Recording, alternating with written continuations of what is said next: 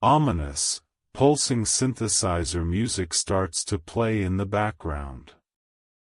Have you ever heard of a job called Last Contact? Sound of a newspaper page turning, followed by a faint whispering in the background. I didn't think so. Sound of a clock ticking, slowly growing louder.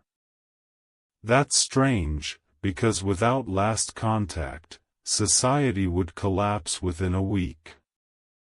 Sound of a person flipping through a job listing, rustling papers. I learned about it the summer after high school while looking through classified job listings. Most were normal: warehouse work, landscaping, retail. Sound of a pen scratching on paper, followed by a faint whispering in the background. Then I found one that read, Last Contact Trainee. Sound of a person reading from a newspaper, with a hint of skepticism. No experience required. Must be willing to work with the recently deceased. $2,000 sign-on bonus. $45 hourly wage. That caught my attention. I figured that it was some position at a funeral home or maybe the morgue. That was fine by me, so I called the number at the bottom of the listing. Sound of a phone ringing, followed by a dull voice answering. Hello? Hello. I'm calling about the Last Contact job listing. I saw it in the paper. Oh, yes. What is your name? It's Will. Very well, Will, we will give you a call back in a few days. Thank you. Sound of a phone line going dead. I rolled my eyes and went about my day, thinking I just fell for some prank. The pay should have tipped me off. It was way too good to be true. Sound of a person sighing, followed by the sound of a clock ticking. The next couple of days, I continued my job search.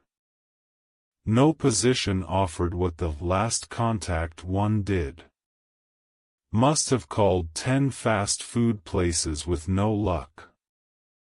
Sound of a phone ringing, followed by a familiar voice answering. 3 days later, I was shocked to receive a call from a familiar number. Hello? I answered. Hello, Will. Congratulations on becoming the newest member of the Last Contact family. We're excited to have you join us.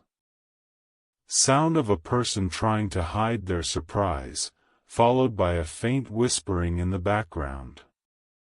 I was dumbfounded. Thanks. I managed to say. If it's convenient for you, we'd like to begin this coming Monday. Sound of a person agreeing, followed by the sound of a clock ticking. Yes, that should work for me. Great, we're assigning you to the night shift. You'll need to be at our call center by 9 p.m. Monday night. Sound of a person repeating the instructions, followed by the sound of a clock ticking. After the voice gave me the call center address, it said, "Thank you. Have a nice day." Sound of a phone line going dead. As I set down my phone, I wondered what exactly I had gotten myself into. Sound of a clock ticking, followed by the sound of a car engine starting. Looking back, if I had known what Last Contact was at that time, I probably never would have shown up. Sound of a car driving, followed by the sound of a train whistle blowing. Monday came quick. I packed myself a small bag of snacks and lunch, hopped into my crummy car, and crossed town to the call center. Sound of a car driving, followed by the sound of a train rumbling. The call center itself was a run-down small industrial building next to the train tracks. Sound of a train whistle blowing, followed by the sound of a car parking.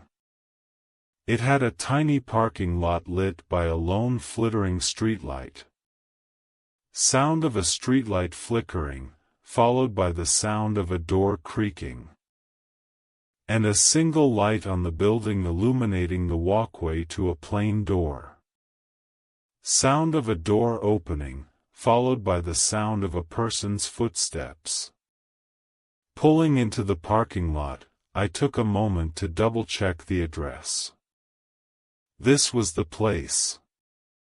Sound of a person checking their surroundings, followed by the sound of a door creaking.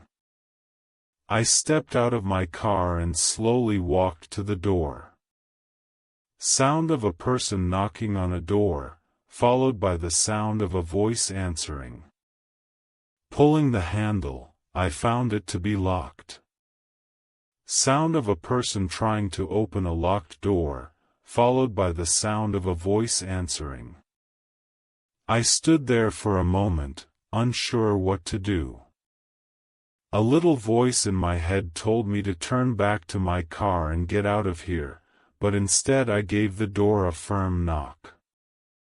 Sound of a door creaking, followed by the sound of a voice answering. After a short pause, the door swung open. Sound of a door creaking, followed by the sound of a person's footsteps. The man who opened the door was short and a little pudgy.